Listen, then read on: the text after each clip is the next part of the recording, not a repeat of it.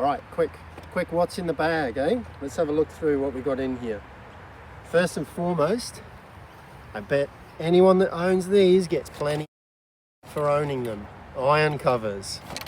Now, my GA handicap's +4 and I use iron covers because when you've spent thousands of dollars on a set of irons, why wouldn't you put iron covers on them? You want to tell your mates after 2 years of owning your clubs or a year of owning your clubs to compare your golf clubs, because I embrace get off my mates, to be quite honest, for owning iron covers. So much so that one of my golfing mates bought me some scoring beads to go with them. Now occasionally I'll wear these with pride and count the shots away as I rack them up. And Nache, if you're watching, thanks for those. Now, oops. And if you've ever seen Club Pro Guy on social media, you'll know exactly where that comes from to go with the iron covers. Check him out actually, Club Pro Guy on all the social media. He's funny. So anyway, protecting my clubs, we've got these iron covers. Now, underneath them, we've got Tailor-Made P760 from 5 iron to pitching wedge. I've got in there with those. They're sort of a combo forgiveness and playability sort of players club. 8 iron down, they're a blade. 7 iron up, they're sort of a hollow cavity filled with what Tailor-Made very fancy calls speed foam. And at the end of the toe there, that hole there, they inject the speed foam into the head to give you a bit more forgiveness. So that's the irons. Make sure you put the iron covers back on. And then in the wedges, we've got a 58 Vokey SM7 with 4 degrees of bounce, L grind. We've got a Tailor-Made high toe 64, which is actually bent to 62 degrees. And then at the other end of the bag, we have a Titleist TMB. These are the most forgiving long irons I've ever hit. They're not the longest. I mean, probably the Tailor-Made ones do go further, but these are definitely, they have the best flight, most forgiveness that I've ever hit. And I even prefer the 716, the 2016 model, over the 2018 TMB. I've got a 2 and 3 iron in those as well that I use sometimes, but this is what's in the bag at the moment. Under here, now for all of you Rick and Morty fans out there, you might recognize that. I'm Mr. Meeseeks, look at me. So that's a Meeseeks head cover. If you don't know what it is, go and watch Rick and Morty on Netflix and watch the Meeseeks episode.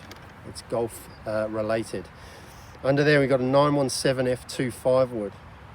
Now I've got this dialed down a little bit, so it's playing at about 17 degrees aloft, and I've got it set on the fade setting. So that is one of my favorite clubs in the bag. I use that a lot off the tee. I even use it around the greens. You'll see me use it around the greens. The shaft in it is a Diamana whiteboard, made famous by Tiger Woods. It's the shaft of preference for him over the years, in an 80 gram X-Flex. Just moving back to the shaft on the irons, we didn't really cover that. There's a Nippon MS Modus Pro Tour 130, only in stiff flex. They're the heavier weight, 130 gram shaft, but in the stiff flex, so the heavier weight slows my tempo down a bit, and they probably play pretty close to a normal X-Flex in like another brand of shaft. But they're very good for I find, for giving me the same launch window on almost all clubs. So if I'm hitting a mid iron, I'm getting the same launch and peak height window as I am with a short iron, which is really good for controlling your ball flight in the wind and what have you. Where do we get to? Driver. Okay, here's the driver. Yeah. Pickle Rick. Again, Rick and Morty. So those that know and love Rick and Morty will know exactly what that is. The rest of you will be going, well, what the hell is this guy on about? So the driver is a Tailor-Made M6 in 9 degree. However, I got this dialed up to maximum loft setting. It's mainly because of the way I'm working on my swing at the moment, where I don't tend to load my right side very much. I tend to stay centered over the ball, so the bit more loft helps me get the proper flight on the driver. Mitsubishi Chemical Tensai White in 60 gram Tour Extra Stiff Flex. All the grips on my clubs are all corded. Very useful in the hot, sweaty conditions or in the rainy conditions. I'd always recommend anybody to have corded grips. And then this is a club that makes its way in and out of the bag from time to time. I think I've probably got 15 in here at the moment, so this is just practicing. But this is a Tailor-Made R15 hybrid 2-iron, again lofted up, so it's more like a 3-iron loft, and with a Fujikura Motore Speeder. You can't read the writing on it anymore. HB 8.8 X-Flex shaft, again corded grip. Still not sure about this one. Goes like a rocket ship when you hit it properly, but the miss with it isn't very attractive. So finally, the most important club in the bag, we all know, don't have to reiterate how important this club is the putter. And this is probably the one that gets changed around the most, because putting is probably the part of the game, along with putting and short game, frustrates me the most. This is a Scotty Cameron studio style Newport 2 that I refurbished myself. It was pretty beaten up when I got it, but I remilled the face. Well, I took the shaft out of it first, remilled the face. Fully, it had dents and dings all over the top of it and the back of it and the side of it. So I hand sanded and shaped that back down. Better let you guys know I'm an engineer by trade, so I kind of enjoy doing this kind of stuff. And got it all back to pretty much perfect, and then sandblasted most of the surface and polished the sole up. And put a new shaft in it, new grip, and it's been going okay. So that's the putter I'm using at the moment.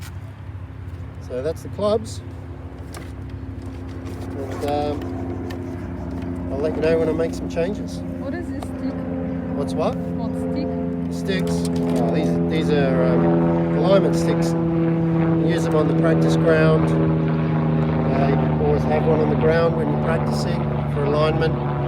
This one's pretty good. These are called Alignment Pro, these ones. And you get, one of them's a normal stick and the other one's got two ends that you can put at different angles. Pretty useful on the putting green. You can stick it in the ground and practice your stroke underneath it. You can use it to work on swing plane. Lots of different things.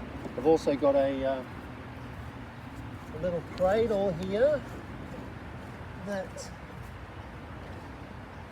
actually fits onto, which is really handy, fits onto any alignment stick, and then you can put your phone in it to do filming of your swing or whatever. So that clips onto the alignment stick, and then your phone goes in there, and you can stick the alignment stick in the ground instead of having to carry a tripod around with you or have somebody film for you. You've got a ready to go tripod set up, so that's pretty useful. So yeah, that's pretty much most of the equipment. We'll cover the ball and all the other little bits and pieces later on.